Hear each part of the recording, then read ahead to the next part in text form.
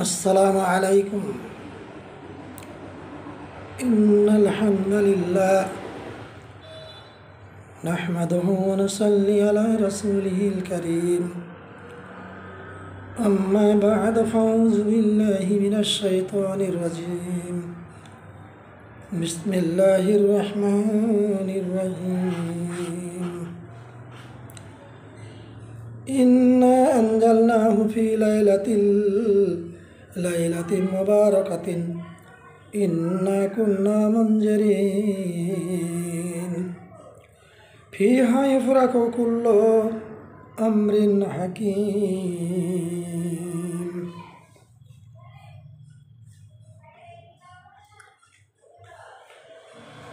उपस्थित दूरेर नाज़रीन और सामीन वर्ग, समस्त शिक्षार्थिमात्र से महान आल्लाहर অতঃপর আমার বিশ্বের শিক্ষাগুরু মরুরুল আলমিন আর লাল একাই নামদার তাজাদার মদিনা আহমদ মুস্তফা সাল্লাল্লাহু আলাইহি সাল্লামের পর আমাদের তরফ থেকে আল্লাহর অগণন শান্তির ধারা বর্ষিত হোক। আল্লাহুম্মা আমিন। আল্লাহুম্মা সাল্লি আলাইহি আল্লাহুম্মা বারিক আলাইহি। আজকে আপনাদের সম্মুখে এমন একটি বিষয়কে লক্ষ্য রেখে পরিস্থিতি হিসেবে উপস্থাপন করতে চলেছি। সেই বিষয় এর কোরআন ও হাদিসের আলোকে আপনাদের সম্মুখে উপস্থাপন করব এবং আমি মনে করি আপনারা সকলেই আমার ভিডিও দেখেন, লাইক দেন, শেয়ার করেন। সেই উদ্দেশ্যেই, সেই লক্ষ্যেই আপনাদের সম্মুখে এবারও একটি ভিডিও উপস্থাপন করতেছি। আমা তৌফিক ইল্লা বিল্লাহ বিমাশিয়াতিল্লাহি বিফাজলিল্লাহ তাআলা আলাইহি। পবিত্র কোরআনুল কারীমের সূরা দুখানের একটি আয়াত ও আরেকটি আয়াত, দুটো আয়াত পরিবেশন করে আপনাদের সম্মুখে উপস্থাপন করতে চলেছি। যে আজকে আমরা শাবান মাসে পদার্পণ করেছি, এই মাসের কয়েকদিন হয়ে গেল, সম্মুখে একটি দিনকে লক্ষ্য করে সারা বিশ্বের লোকেরা অনুষ্ঠান পর্ব ইত্যাদি করে থাকেন।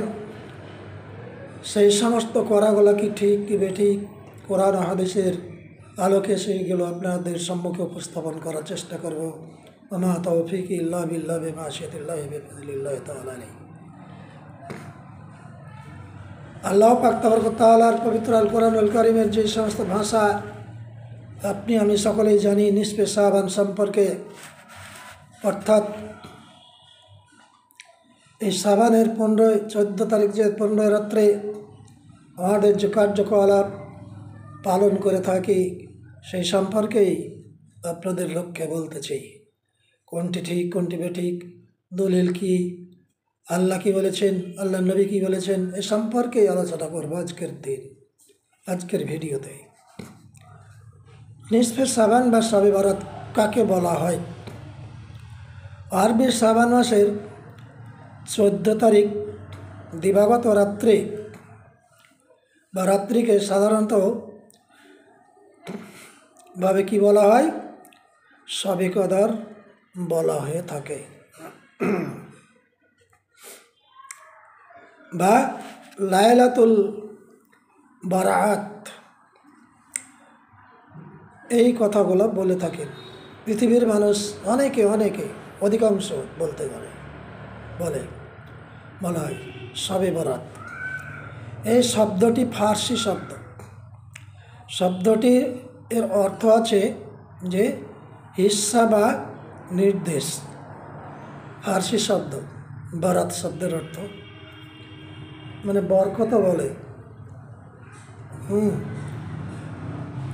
তাই নির্দেশ পাওয়ার রাত্রি। এক নম্বর হলো, 2 নম্বরে বলছে দ্বিতীয়ত শব্দটি হচ্ছে কি আরবি শব্দ, যার অর্থ হচ্ছে বিচ্ছেদ করা, বিচ্ছেদ ঘটানো, যে কোনো জিনিসের বিচ্ছেদ ঘটানো বা মুক্তির রাত্রি, একথা বলে থাকি আমরা পৃথিবীতে। এদেশে শবে বরাত সম্পর্কে যে সমস্ত কার্যকলাপ করা হয়, পরপর বলবো আমি অবশ্যই, আপনাদের অবশ্যই দেখবেন আমার ভিডিও যখন ছাড়া হবে। শবে বরাতকে লক্ষ্য করে বলা হয় সৌভাগ্য রজনী হিসাবেই পরিগণিত হয়, কথা বলে থাকে। সৌভাগ্যের রজনী বলে পরিলক্ষিত হয় এই পৃথিবীর মানুষের কাছে, যারা মুসলিম বলে আমরা দাবি করি তাদের কাছে। এর যে ব্যাখ্যা বিশ্লেষণ কী আছে সেটা আমরা দেখি না, পরে বলে বলছে। এজন্য সরকারি ছুটি থাকে, তারপরে ছুটি ঘোষণা করে দেয়। লোকেরা ধারণা করেন যে এই রাতে কী আছে, বান্দা ওর গুনাহ মাফ হয়, আয়ু বাড়ে, রুজিতে বৃদ্ধি পায়, বিভিন্ন রকমের কল্পনা করে থাকে। সারা বছরে হায়াত মৌতের ও ভাগ্যের হয়েছে রেজিস্ট্রেশন হয়। জানেন, এই সমস্ত কথাগুলো বলতে কীরকম লাগে। এমন একটি রাত্রি আল্লাহ পাক তাবারক তাআলা ঘোষণা করেছেন, ইন্না আনজালনাহু ফি লাইলাতুল কদর। এই আয়াতটিকে বাদ দিয়ে এমন একটি আয়াত উপস্থাপন করছেন এরই বারে, সেটি হচ্ছে কি লাইলাতুল মুবারাক। এই আয়াতটিকে উপস্থাপন করে এই সমস্ত আলোচ্য বিষয় রাখছেন। তাহলে কি কি বৃদ্ধি হবে বলছেন? হায়াত বৃদ্ধি হবে, রুজি বৃদ্ধি হবে, তারপরে হায়াত মওত কী করা হবে সেই দিনে নির্ধারণ করা হবে, অসুস্থ ব্যক্তির সুস্থতা ফিরিয়ে দেওয়া হবে, সব আলোচনা করে থাকেন আমরা। আচ্ছা, ভাগ্যের রেজিস্ট্রেশন হয়ে থাকে, ভাগ্যের রেজিস্ট্রেশন, যেমন বিভিন্ন কাজের জন্য রেজিস্ট্রেশন করতে হয়, অনুরূপ রেজিস্ট্রেশন করেন আল্লাহ এই রাত্রে। এর ধর্মীয় ভিত্তিতে কি বলবেন আপনি? মোটামুটি দুটি ধর্মীয় কী হয়েছে আকিদা এর কাজ করে, দুটো দিক নির্দেশনা দেয় ধর্মীয় ভিত্তিতে। কি বলা আছে? এক নম্বর, ওই রাতে বান্দার গুনাহ মাফ হয়, ওই রাতে গুনাহ মাফ করা হয়। আর আগামী 1 বছরের জন্য ভালো মন্দ কী করা হয়, তাকদির নির্ধারিত হয়। ভালো থাকবেন কি মন্দ থাকবেন কি অমুক থাকবেন, মরবেন কি বাঁচবেন কি বিবাহ শাদী হবে, সব কিছু ওই রাত্রে হয় কথা বলছেন। ওই আয়াতটিকেই লক্ষ্য করে বলছেন। পরে আপনাদের সম্মুখে আসছি, পরিবর্তে আয়াত উপস্থাপন করব এই আয়াতের পরিপ্রেক্ষিতে। এগুলা বললেন, কি বললেন? তাকদীর নির্ধারিত হয় এবং ওই রাতে কোরআন নাজিল হয়। সুবহানাল্লাহ। ইন্না আনজালনাহু ফি লাইলাতুল কদরে আল্লাহ বলেছেন। আল্লাহ আবার বলেছেন শাহর রমজান আল্লাযী উনজিলা ফীহিল কুরআন, বাকারা 185 নম্বর আয়াতে বলেছেন। তথাপি বলছেন কি সূরা কিসের দোকানের এই আয়াতটিকে লক্ষ্য করে বলছেন এই রাত্রে কোরআন নাজিল হয়। কত বড় কোরআনের ব্যাখ্যা বিশ্লেষণে পার্থক্য আকাশ পাতাল। এটা আমাদের বুঝে নেই, আমরা বুঝি, বোঝা সত্ত্বেও এটাকে আমরা অন্যভাবে বর্ণনা করে থাকি। আমরা ব্যাখ্যা বিশ্লেষণ করে বুঝিয়ে থাকি, মহফিলে মসজিদে বক্তব্যে কী হয়েছে, আমরা বক্তব্য রাখি, খুতবায় বক্তব্য রাখি, কিন্তু আয়াতটি দুটো আয়াতের দুটি ব্যাখ্যা এক জায়গায় করে ফেলি, এটা আমরা কোনো রকম খেয়াল করি না। তাই কোরআনও নাজিল হয় এই কথাও বলে ফেললেন, জি ওই সমস্ত বান্দার আল্লাহর হায় খোদা। দ্বিতীয়ত বলছেন ওই রাত্রে রূহগুলি ছাড়া পেয়ে মর্তে নেমে আসেন, মানে পৃথিবীতে নেমে আসেন। ওই রাত্রে আত্মাগুলো ছাড়া পায়, কে কখন মারা গেছেন তার আত্মা বাধা আছে মনে করেন, আর সেই রাত্রে সব ছাড়া দেওয়া হয়, ছাড় দেওয়া হয়, রূহকে আত্মাগুলোকে ছাড় দেওয়া হয়, আর এই পৃথিবীতে তখন নেমে আসে। দিয়ে কী করে, বাড়ির বিধবা মহিলারা বাড়িকে চকচিক্কন করে, মোমবাতি জ্বালায়, আর পটকা মোমবাতি আগরবাতি জ্বালিয়ে রাখে, ছেলেরা ফটকা ফোটায় আর বাজি ফোটায়। হ্যাঁ, বিধবা মহিলারা মনে করে হয়তো বা আত্মাগুলিকে সাদর অভ্যর্থনা জানাবার জন্য করা হয়ে থাকে। এগুলো তার বাড়িতে আসবে, আত্মীয় স্বজনের বাড়িতে বিভিন্ন আত্মাগুলো আসবে বিভিন্ন জায়গায়, তাদের বাড়িতে বাড়িতে, আর তাদের অভ্যর্থনা জানাবে, এই জন্যই সব করা হয়। জি বুঝলেন তো? দেখবেন এগুলা কোরআনের বা হাদিসের সঙ্গে মিল আছে কি। এগুলা করার পরেও অভ্যর্থনা জানাবার জন্য সব করার পরে আবার একটা কাজ করে, হালুয়া রুটি খায়। হালুয়া রুটি সম্পর্কে বলা হয়ে থাকে যে ওই দিন নবী সাল্লাল্লাহু আলাইহি সাল্লামের দান মোবারক শহীদ হয়েছিল, আর শক্ত জিনিস খেতে পারেনি, তার জন্য হালুয়া তৈরি করে খেয়েছিলেন আল্লাহর নবী সেদিন। বুঝলেন? এ সম্পর্কে তাদের ধারণা এটাই যে হালুয়া রুটি তৈরি করে খায়, বুঝলেন, সেদিনকে রাত্রি বা দিনে শহীদ হওয়ার কারণে এটা হয়েছে। অথচ আল্লাহ নবীর শাবান মাসে দান মোবারক শহীদ হয়নি, ওই দিন হয়নি, শাওয়াল মাসে হয়েছিল উহুদের যুদ্ধে। জি, এখানেও ভুল ব্যাখ্যায় মানে আমরা অন্ধকারে ফেলে রেখেছি সমস্ত কাদের, মুসল্লিদেরকে, যারা আমরা মুসল্লি মনে করি, মুত্তাকি পরেজগার বুজুর্গ ব্যক্তি মনে করি, তাদেরকে আরও বুজুর্গেরা কী করেছেন, অন্ধকারে ফেলে দিয়েছেন। কিন্তু সেদিন দাঁত শহীদ হয়নি আল্লাহর নবীর, এটা জানা নাই। কতগুলো জিনিস জানা নাই দেখেন। তাহলে কোরআন নাজিল হওয়া কোন রাত্রে হয়েছে তাও জানে না, তারপরে দেখেন দাঁত কবে ভেঙেছে আল্লাহ নবীর তাও জানে না। জানলেন? এ সমস্ত বিষয়বস্তুগুলো যদি না জেনে আমি বলি তাহলে কি হবে, আমার অবস্থাটা কি হবে, আল্লাহর কাছে জবাব দিতে হবে কি না? আল্লাহ নিশ্চয়ই শুনছেন, জানছেন, দেখছেন সব কিছু। আপনি আমি যা বলছি তা কী হয়েছে, কম্পিউটারের মতন লোড করা হয়েছে, আপনার কাঁধে বসে বসে লোড করছি। জি, মা ইয়ালফিজু মিন কাউলিন ইল্লা লাদাইহি রাকিবুন আতীদ, জানেন তো? এত নিশ্চয় সবাই জানেন। তাই সেই রাত্রে হালুয়া বানিয়ে খাওয়া হয়, কারণ নবী সাল্লাল্লাহু আলাইহি সাল্লামের সেদিন দাঁত ভেঙে গেছিল, শক্ত খাবার খেতে পারেননি বলে নরম খাবার হালুয়া তৈরি করে খাওয়া হয়, বাড়ি বাড়ি বিলিও করা হয়।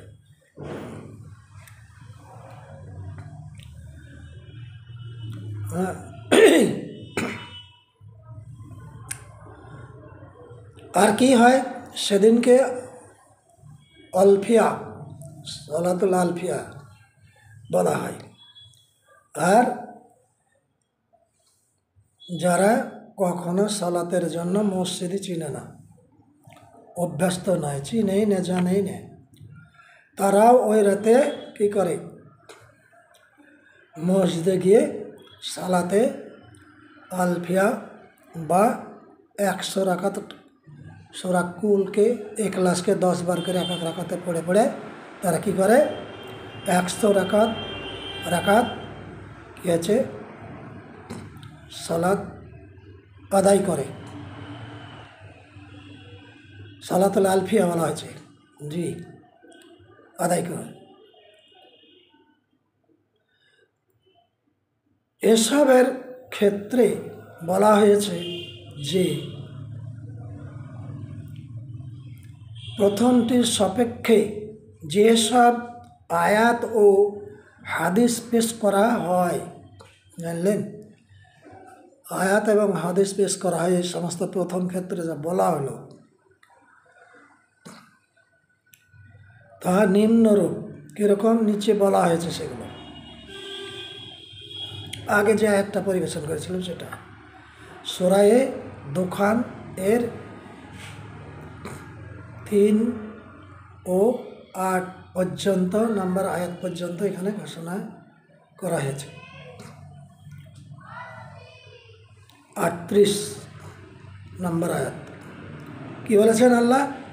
ইন্না আনজালনাহু ফি লাইলাতিন মুবারাকাতিন ইন্না কুন্না মুনজিরিন ফিহা ইফরাকু কুল্লু আমরিন হাকিম। জি, কি বলছেন এর অর্থে?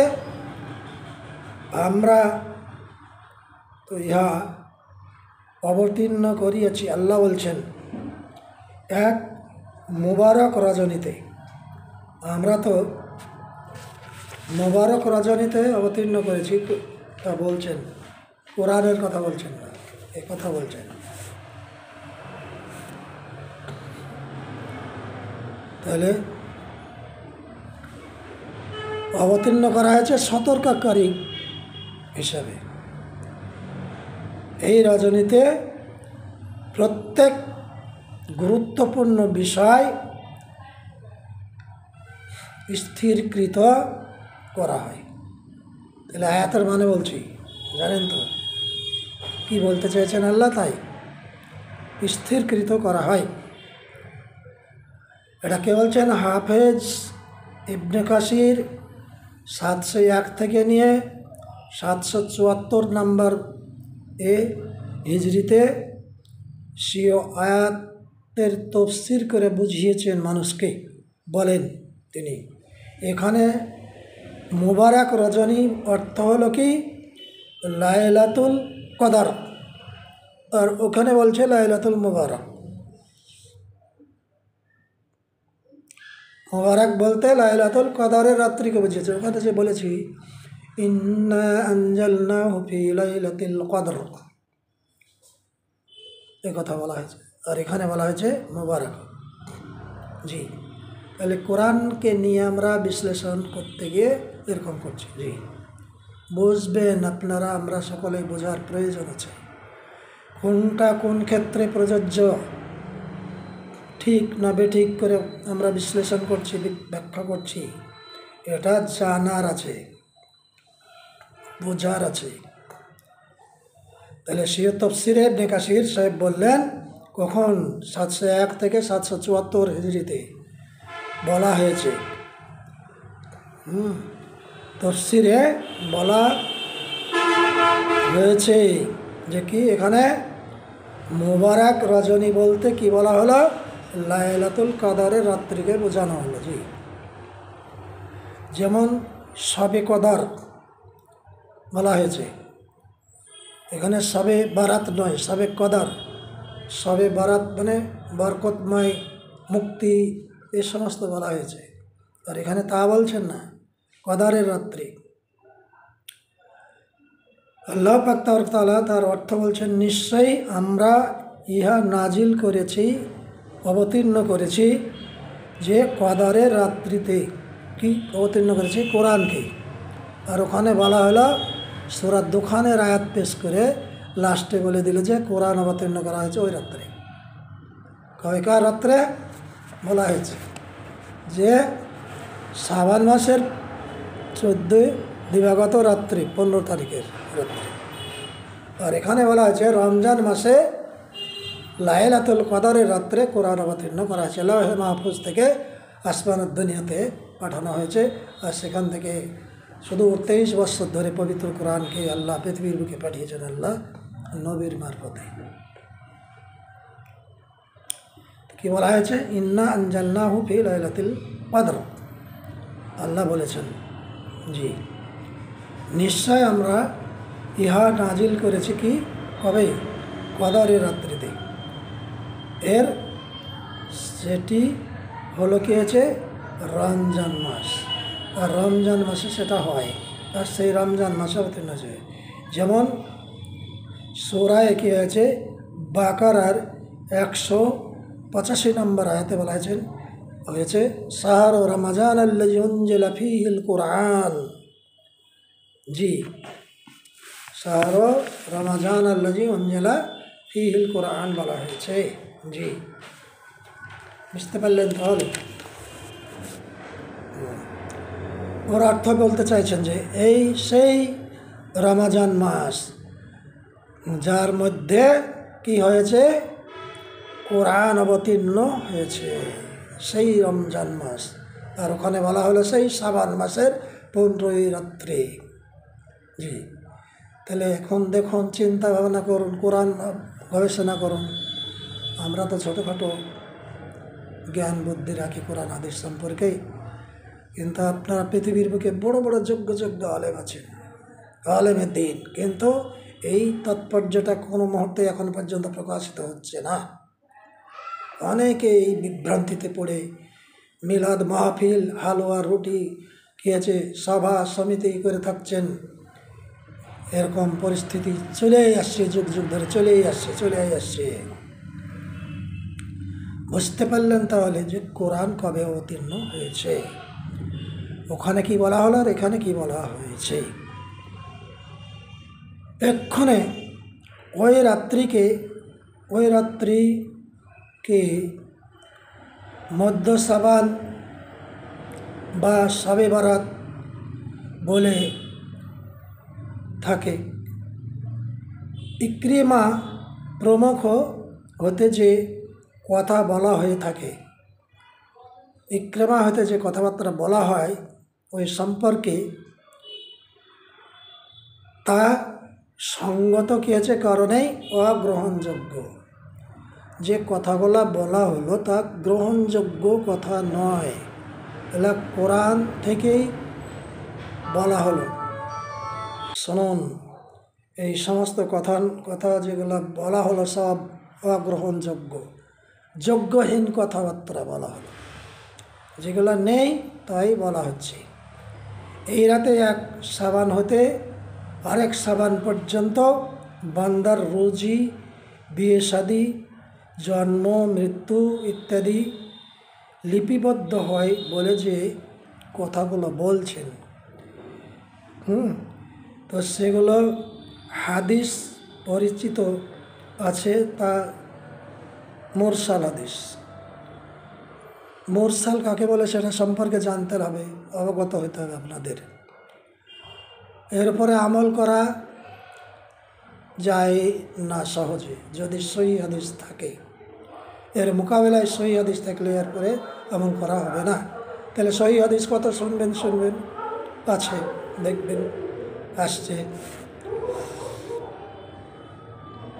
তারপরে আবার বলা আছে মুরসালের পরে বলছে জয়ীব, এবং কোরআন ও সহিহ হাদিস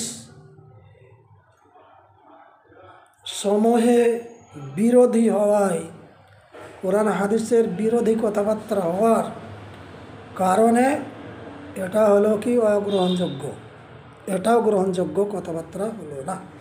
বুঝলেন? এগুলো কথা গ্রহণযোগ্য কথা হলো না। তাহলে কি গ্রহণযোগ্য হবে? তাহলে বুঝুন, আমল করব, তো আমল যদি সঠিক না হয় তাহলে সে আমল করে কি লাভ হবে বলেন?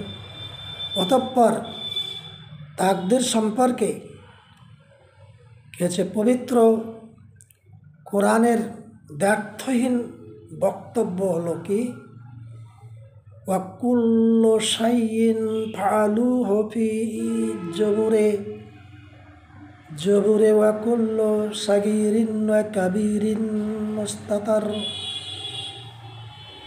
তকদির সম্পর্কে বলতে গিয়ে বলছেন, কি বলছেন, এর অর্থ হলো উহাদিগের সমস্ত কার্যকলাপ কী করা আছে, উহাদিগের সমস্ত কী আছে কার্যকলাপ, কী আছে আসমান কি আছে লিপিবদ্ধ করা আছে। কার্যকলাপ আছে কোথায় লিপিবদ্ধ করা আছে? আমল নামায়। কোথায় লেখা আছে? যে আমল নামায়। কি বলছেন তারপর? তাহলে দেখুন, ক্ষুদ্র ও বৃহৎ, ছোট এবং বড় সমস্ত আপনি যা আমল করেছেন তা আপনার আমল নামায় লেখা আছে। লা ইয়াগাদিরু সাগীরাতান ওয়ালা কাবীরাতান ইল্লা আহসাহা। আল্লাহর সম্মুখে যখন উপস্থিত হবেন, আল্লাহ যখন আমল নামা আপনার হাতে দেবেন, আপনি তখন দেখে চমকে উঠবেন যে একটি ক্ষুদ্রতম আমল আমার ভুল হয়েছে তাও ছাড়েনি আল্লাহ। গুনাহ গোপনে করেছি, কেউ দেখেনি, তাও ছাড়েনি আল্লাহ। মনে করবেন সেদিনকে। আর সমস্ত কিছুই লিপিবদ্ধ করা আছে। ইল্লা সাগীরাতান আও কাবীরাতান ইল্লা আহসাহা। সাগীরাতান আও কাবীরাতান ইল্লা আহসাহা। সূরা কামার 52-53 নম্বর আয়াত। এবার এরই প্রেক্ষিতে নবী সাল্লাল্লাহু আলাইহি ওয়াসাল্লাম কী বলেছে দেখেন। আব্দুল্লাহ ইবনে আমর হইতে বর্ণিত আছে হাদিসে, নবী সাল্লাল্লাহু আলাইহি ওয়াসাল্লাম বলেছেন, কি বলেছেন, মাকাদিরাল খলায়েকা কাবলা আন ইয়াখলুকাস সামাওয়াতি ওয়াল আরদ বিখামসিনা আলফি সানাতিন।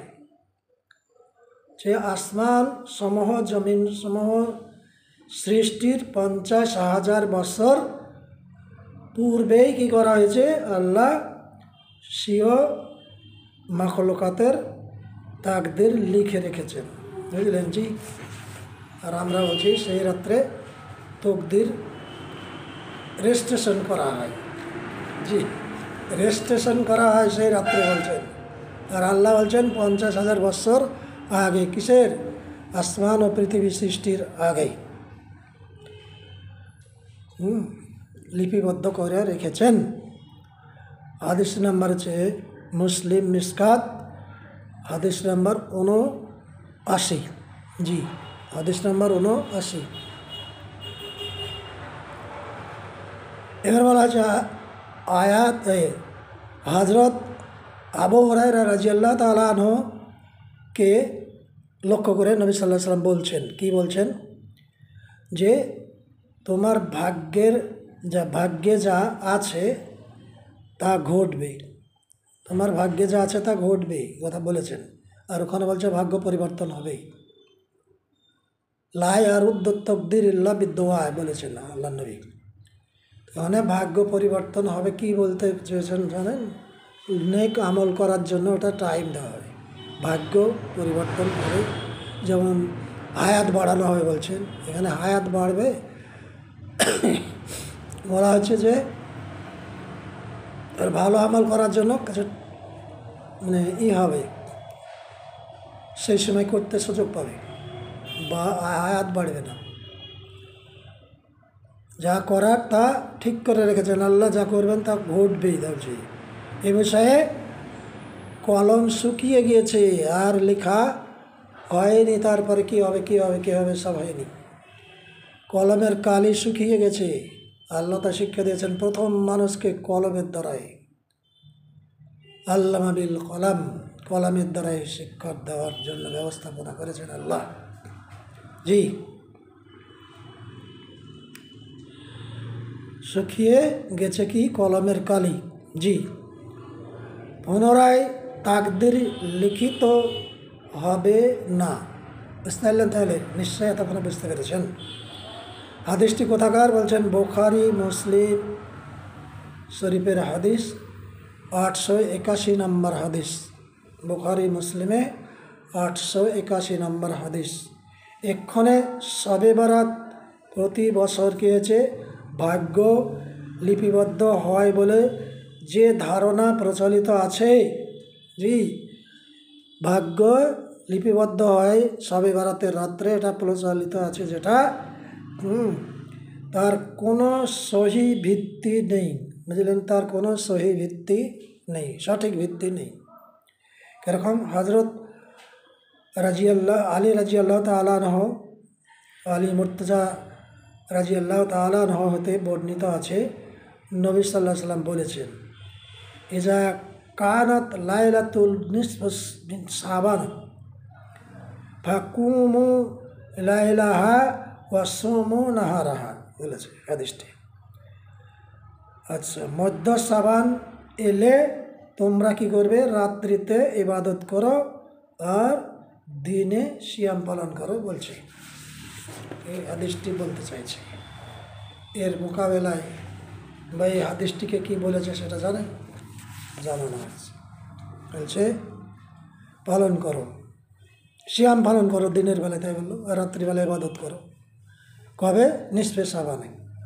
তো কেননা আল্লাহ ওই দিন কি করে, সূর্যাস্তের পর দুনিয়ার আসমানে নেমে আসেন, জানেন, দুনিয়ার আসমানে নেমে আসেন ও বলেন, আছো কি কেউ ক্ষমা প্রার্থনাকারী, আমি তাকে ক্ষমা করে দেব।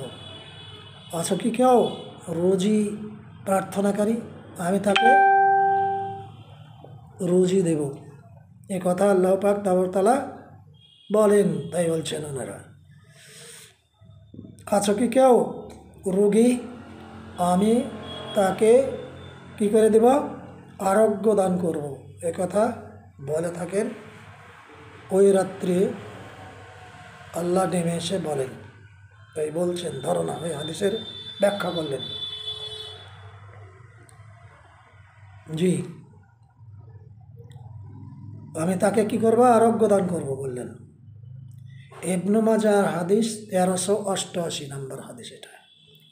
তো এই হাদিসটির সনাদে ইবনু আবি সাবাহ নামে একজন রাবি আছেন, যিনি হাদিস জাল করেন, হাদিস জাল করেন, বুঝলেন? জি, তাকে বলা হাদিস জালকারী। সে কারণে হাদিসটি মুহাদ্দিসিনের নিকট জয়ীফ। হাফেজ ইবনুল কাইয়িম আরও কথা বলেন যে, দ্বিতীয়ত হাদিসটি সহি হাদিসের বিরোধী হওয়ায়, সহি যা হাদিস আছে তার বিরোধিতে বলে দিচ্ছে, এই হাদিসে বিরোধ হচ্ছে, বিরোধী, যার ফলে অগ্রহণযোগ্য হয়েছে হাদিসটি, কথাগুলো অগ্রহণযোগ্য। কেননা একই মর্মে প্রসিদ্ধ হাদিসে নজুল ইবনু মাজার কেছে 98 পৃষ্ঠায় মা আয়েশা রাদিয়াল্লাহু তাআলা আনহার বর্ণিত হয়েছে, আনহার হাদিস আছে বর্ণিত। তারপরে হাদিস নাম্বার হচ্ছে কি 1366 এবং বুখারী মিরাট ছাপা 1328, হিজরি 153 ও 936 ও 1116 পৃষ্ঠায় এর কি হয়েছে, কুতুবে শিয়াহ কুতুবে সিত্তা সহ অন্যান্য হাদিস গ্রন্থে সর্বমোট 30 জন সাহাবী কর্তৃক বর্ণিত হয়েছে। ইবনে মাজাহ হাদিসে 1381-তে, তিরমিজিতে হয়েছে কি 736। এগুলো সব ডকুমেন্টস দেখবেন প্রকাশ থাকে যে নিসফে শাবান এর ফজিলাত সম্পর্কে নবী সাল্লাল্লাহু আলাইহি সাল্লাম হতে কোনো সহি মারফু হাদিস নেই।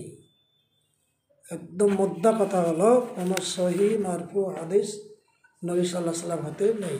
জানলেন? আচ্ছা, শাবান মাসের করণীয় কি কাজ করবেন আপনি? রমজান মাসের আগের মাস হিসাবে কি হলো শাবান। এই শাবান মাসের প্রধান করণীয় হলো কি কাজ করবেন শাবান মাসে? হলো কি প্রধান করণীয় হচ্ছে অধিক হারে সিয়াম পালন করা। এই মাসের কাজ হলো কি অধিক সিয়াম পালন করা। মা আয়েশা রাদিয়াল্লাহু তাআলা আনহা বলেন, আন আয়েশা রাদিয়াল্লাহু তাআলা আনহা قالت وما رأيت رسول الله صلى الله عليه وسلم استكمل صيام شهر قط। পূর্ণাঙ্গভাবে এক মাস পূর্ণ কি করেননি, শ্রম পালন করেননি কখনো। ইল্লা রমজানা, অর্থাৎ রমজান মাসে পূর্ণ সিয়াম পালন করেছেন পুরা মাস। আবার বলছেন আয়েশা, ওয়া মা রাআইতুহু ফি শাহরিন আকসারা মিনহু সিয়ামান ফি শাবানা ওয়া ফি রাওয়ায়াতিন আনহা ওয়া কানা ইয়াসুমু শাবানা ইল্লা কালিলান। মুত্তাফাকুন আলাইহি, বুখারী মুসলিমের হাদিস। অনেক বড়টাই। তো আয়েশা সিদ্দিকা রাদিয়াল্লাহু তাআলা আনহা বলছেন, আনহা, আমি কোনোদিন দেখি নাই রাসূলুল্লাহ সাল্লাল্লাহু আলাইহি সাল্লামকে পূর্ণ একটি মাস শ্রম পালন করতে। অর্থাৎ রমজান মাসের পূর্ণ একটি মাস পালন করেছেন শ্রম, আর একটানা এক মাস রোজা শ্রম পালন করেনি, অধিকাংশ সিয়াম রাখেননি ফি শাবান। কিন্তু তিনি শাবান মাসে বেশি সিয়াম পালন করতেন। ফি রাওয়ায়াতিন বলছেন হা ওয়া কানা ইয়াসুম ও শাবানা, কিন্তু শ্রম রেখেছেন শাবান মাসে ইল্লা কালিলান, অর্থাৎ অল্প। বুখারী এবং মুসলিম শরীফের হাদিস। আমি নবী সাল্লাল্লাহু আলাইহি সাল্লামকে রমজান ব্যতীত অন্য কোনো মাসে শাবানের ন্যায় এত অধিক সিয়াম পালন করতে কি দেখি নাই। কে বলছেন? আয়েশা সিদ্দিকা রাদিয়াল্লাহু তাআলা আনহা। জি, আচ্ছা, কি বলছেন? আর করতে দেখিনি। শেষের দিকে তিনি কি করতেন? মাত্র কয়েকটি দিন কি করতেন? সিয়াম ত্যাগ করতেন।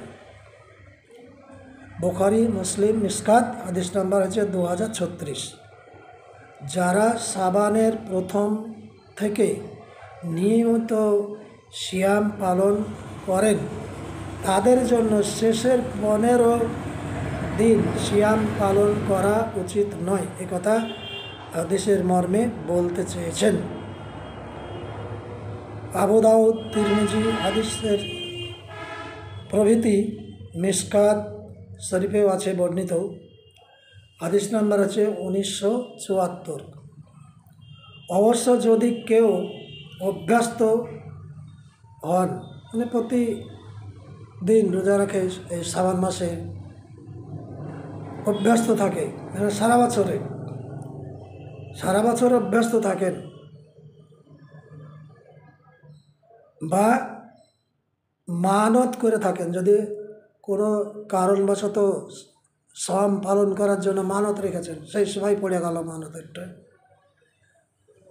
মানত করে থাকেন, তারা শেষের দিকেও সিয়াম পালন করবেন। অর্থাৎ 15 তারিখের ওই দিকেই করবেন, শেষের দিকেই পালন। কারণ হচ্ছে তার মানতের সিয়াম পালন করতে হবে। সিয়াম মানেই হচ্ছে, আমরা পার্সি কথাই বলি, রোজা।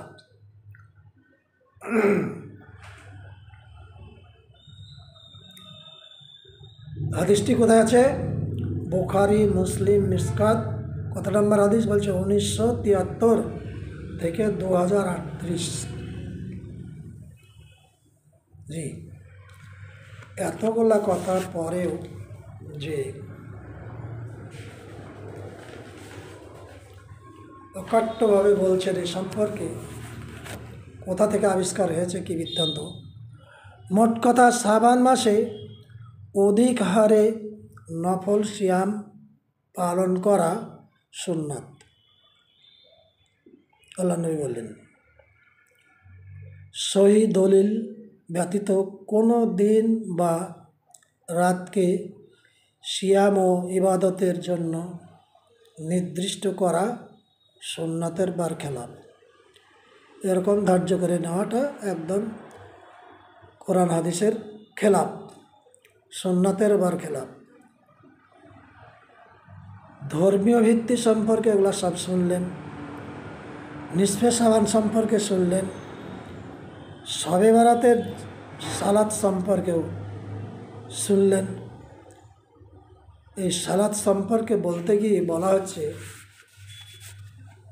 মোল্লা আলী কারি হানাফি 1014 হিজরি আলাইহি কেতাবের বরাত দিয়ে বলেন, এই কেতাবের নাম দিয়ে, জুমা ও ঈদাইনের সালাতের চেয়ে গুরুত্ব দিয়ে সালাতে আলফিয়া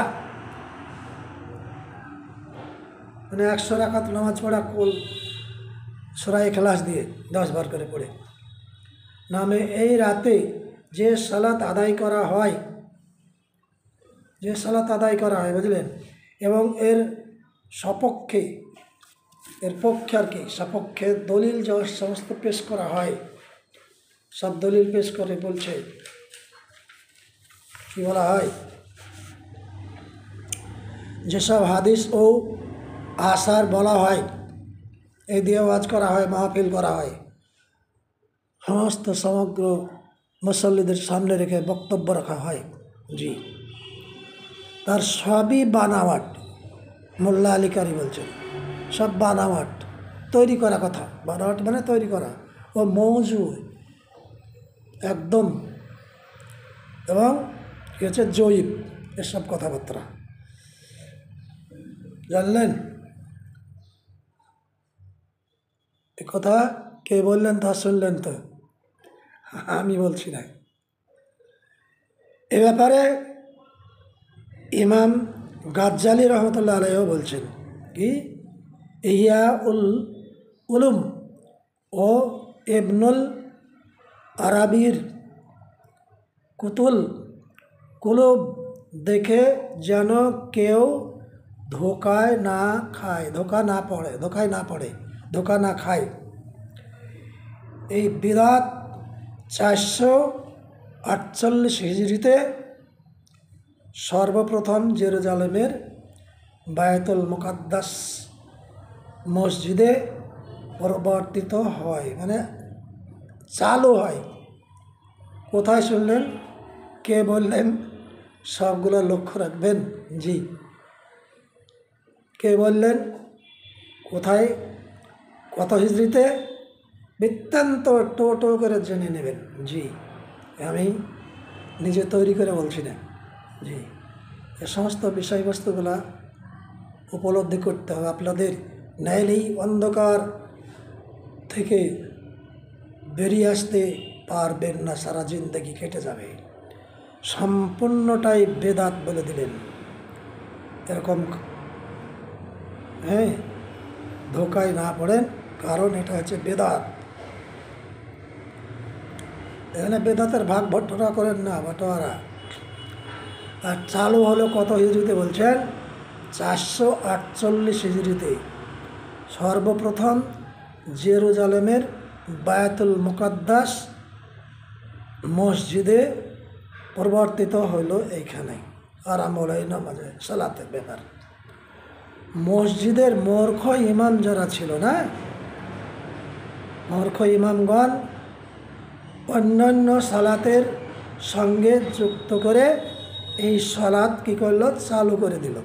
জি, আর একটা কথা, যে রুহগুলো আসা, এগুলো আলোচনা করেছি, আত্মাগুলো রুহগুলো আসে ওই রাত্রে বলে যে বাড়িঘর সাজানো হয়, বিধবা মহিলার অপেক্ষা করে স্বামীর জন্য, স্বামীর রূহ আসবে, একটা আসবে, দেখা হবে বলে, এগুলাও কি হচ্ছে সব বেদাত। আত্মা আছে, রূহ আছে কোথায়? আলামে বারজাখে। জি, তো ওগুলো আসবে, আপনাকে আপনার রূহকে ছেড়ে দেবে আল্লাহ, এই কথাগুলো বিশ্বাস যদি থাকে তাহলে কীরকম হবে? তো সম্পূর্ণটাই বেদাত বলছেন আপনাদের মধ্যের লোকেরাই। আর বেদাত হচ্ছে কি জানেন? শিরকের ডাকঘর।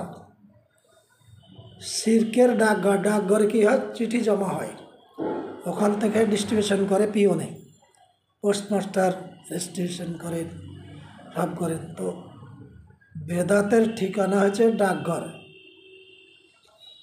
জানলেন? তো বেদাতের কি হচ্ছে? শিরকের জন্য ডাকঘর হলো। তাহলে আমরা পৃথিবীর বুকে বেঁচে থাকতে কতটুকু যে আমল করি, সেই আমলের প্রেক্ষিতে আমরা কি করব? হিসাব খতিয়ান করে চলবো এবং বেদাত থেকে বেঁচে থাকবো। এই বলে আমি সকল পৃথিবীর মুসলিম ভাইদেরকে বাঁচার জন্য আল্লাহ যেন তৌফিক দান করেন, আমিন। এখান থেকে আমি আমার বক্তব্য শেষ করছি। আসসালামু আলাইকুম ওয়া রাহমাতুল্লাহি ওয়া বারাকাতুহু।